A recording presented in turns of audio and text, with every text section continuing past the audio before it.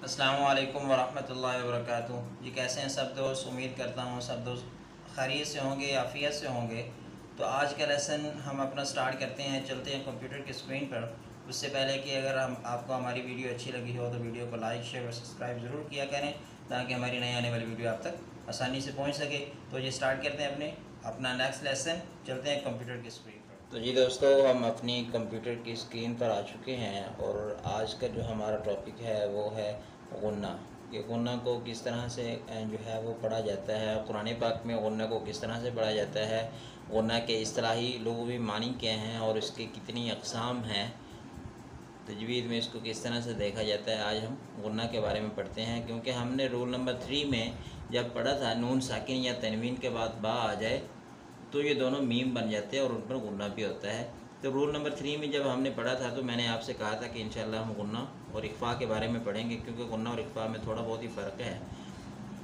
तो यहाँ पे गुन्ने की बात हुई थी, तो सबसे पहले हम गुन्ना को जान लेते हैं कि गुन्ना किसको कहा जाता है और कुरान पाक में इसको किस तरह से पढ़ा जाता है।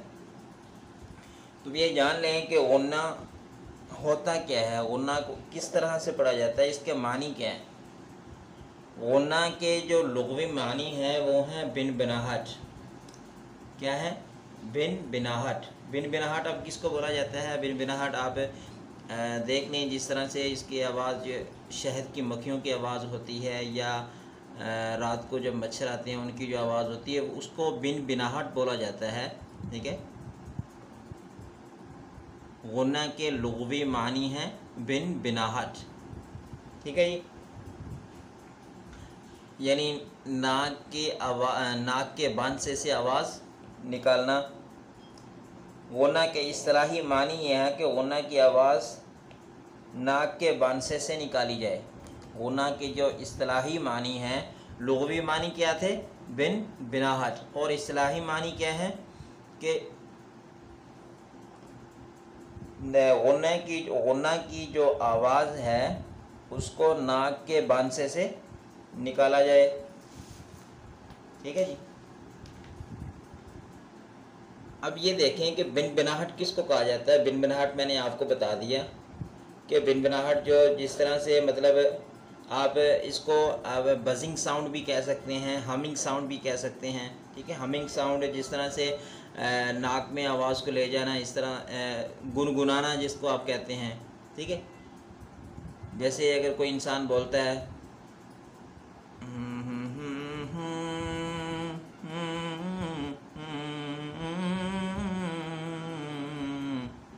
तो ये जो नाक में आवाज़ को ले गए ये है गुन्ना के, ये जो है ये है, इसको हमिंग साउंड बोला जाता है, यानी गुनगुनाना, बजिंग साउंड भी बोला जाता है। ठीक है, ये है लुग़वी माने। और इस्तिलाही माना भी आपको पता चल गया कि गुन्ना की आवाज़ को नाक के बांसे से अदा करना, नाक से अदा करना, इसको इस्तिलाही माना बोला जाता है। तो ये यहाँ तक कंप्लीट हो गया। अब आते हैं गुन्ना की अक़साम की तरफ। सबसे पहले ये जान लें कि हुरूफ गुन्ना कितने हैं। हुरूफ गुन्ना जो हैं, हुरूफ गुन्ना सिर्फ़ और सिर्फ नून और मीम ही हो सकते हैं और किसी हर्फ में गुन्ना नहीं होता। हुरूफ गुन्ना कितने हैं? 2, नून और मीम। नून 3 हालतों में और मीम 2 हालतों में हुरूफ गुन्ना होता है। ठीक है, तो हुरूफ गुन्ना जो हैं वो 2 हैं, नून और मीम। लेकिन गुन्ना की भी आगे 2 अक़साम हैं। ये तो थे हुरूफ गुन्ना, लेकिन गुन्ना की आगे 2 अक़साम हैं। एक है गुन्ना आनी, दूसरा है गुन्ना ज़मानी। एक है गुन्ना आनी, दूसरा है गुन्ना ज़मानी। ठीक है, सबसे पहले हम ये जान लेते हैं कि गुन्ना आनी किसको बोला जाता है। गुन्ना आनी जो है नून और मीम, क्योंकि हुरूफ गुन्ना है ही 2, नून और मीम, तो गुन्ना आनी भी इसी में होगा और गुन्ना ज़मानी भी इसमें ही होगा, नून और मीम में ही होगा। लेकिन इन दोनों में फ़र्क क्या है वो हम जानते हैं कि नून और मीम में बग़ैर तशदीद के, नून और मीम में बग़ैर तशदीद के नाक में आवाज़ को ले जाना, उसको गुन्ना आनी बोला जाता है। गुन्नाए आनी के बग़ैर मीम और नून अदा नहीं हो सकती। ये बात याद रखिएगा कि गुन्नाए आनी के बग़ैर नून और मीम अदा नहीं हो सकती। तो ठीक है दोस्तों, गुन्नाए आनी एक मरतबा दोबारा से सुन लें कि गुन्नाए आनी जो है ये नून और मीम में बग़ैर तशदीद के अदा होता है।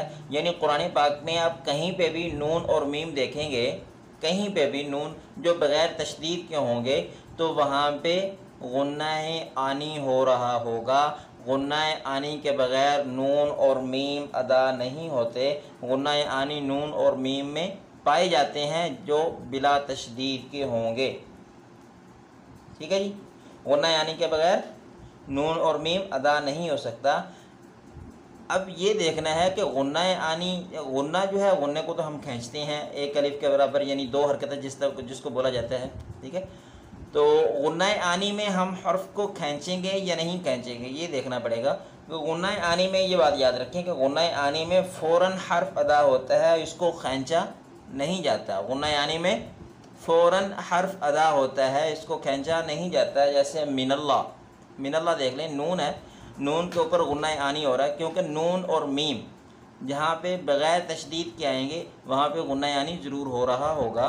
तो मिनल्ला ये नून है, चाहे वो अब नून और मीम जो बिला तशदीद के आए, चाहे उन पर हरकत आ रही हो ना आ रही हो, साकिन हो मुतहर्रिक हो, लेकिन गुन्ना आनी ज़रूर हो रहा होगा।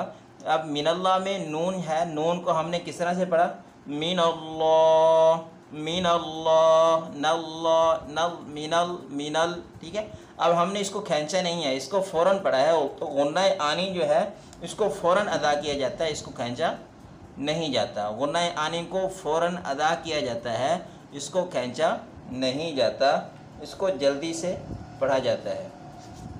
ठीक है जी, अब हम दूसरी अक़साम की तरफ आ जाते हैं कि गुन्ना ज़मानी किसको बोला जाता है। गुन्ना ज़मानी ये गुन्ना एक अलिफ के बराबर लंबा होता है और इसके अंदर यानी इसको जो है वो एक अलिफ के बराबर कर लें या 2 हरकतों के बराबर कर लें। एक अलिफ हम जो है वो 2 हरकतों को कहते हैं ना, कि एक अलिफ के बराबर लंबा करना या 2 हरकत के बराबर लंबा करना। तो गुन्ना ज़मानी जो है वो एक अलिफ के बराबर लंबा होता है, लेकिन इसके अंदर ज़्यादा तूल और तवसुत नहीं करना। इसके अंदर ज़्यादा जो है वो इसको खींचना नहीं है, एक अलिफ के बराबर ही इसकी मकदार है, तो इसको एक अलिफ के बराबर ही लंबा करना है गुन्ना ज़मानी। लेकिन गुन्ना ज़मानी किसको बोला जाता है, गुन्ना ज़मानी बोला जाता है मीम मुशद्दद और नून मुशद्दद को। नून मुशद्दद और मीम मुशद्दद में गुन्ना ज़मानी हो जाता है। हाँ, इसमें तूल तवस्सुत तो नहीं करना, लेकिन इसमें कसर आप कर सकते हैं। ठीक है, तूल तवस्सुत नहीं करना, आपने इसको ज़्यादा नहीं खींचना है, एक अलिफ से ज़्यादा नहीं करना, लेकिन इसमें आप कसर ज़रूर कर सकते हैं। कसर हो सकती है इन दोनों के अंदर, मीम मुशद्दद और नून मुशद्दद के अंदर। तो मीम मुशद्दद और नून मुशद्दद के अंदर जो गुन्ना होता है उसको गुन्ना ज़मानी बोला जाता है। इसकी आवाज़ नाक के बांसा से अदा होती है। जैसे नून मुशद्दद की आप जो है वो मिसाल ले लें, इन्नल्लाह, इन्नल्लाह,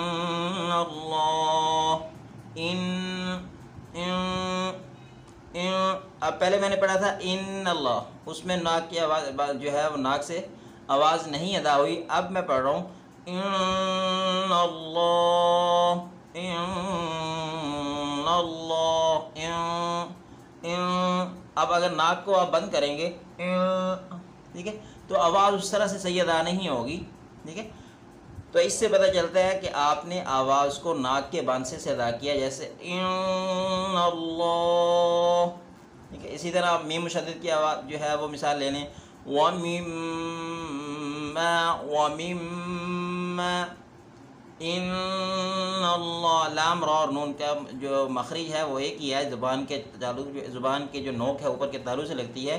तो ये गुन्ना को अदा करते वक्त आपने ज़ुबान की हरकत पे, ज़ुबान किस तरह से हरकत कर रही है, ज़ुबान की हरकत पे आपने गौर करना है कि ज़ुबान कहाँ पे लग रही है। लाम, नून और रा, ठीक है, इनका मखरिज एक ही है। तो नून को अदा करते वक्त ज़ुबान की नोक जो है ऊपर के तालु से लगती है, तब ये गुन्ना अदा होता है। अगर आप ज़ुबान की नोक को ऊपर के तालु से नहीं लगाएंगे तो ये गुन्ना भी अदा नहीं होगा। इन्नल्लाह, इन्नल्लाह।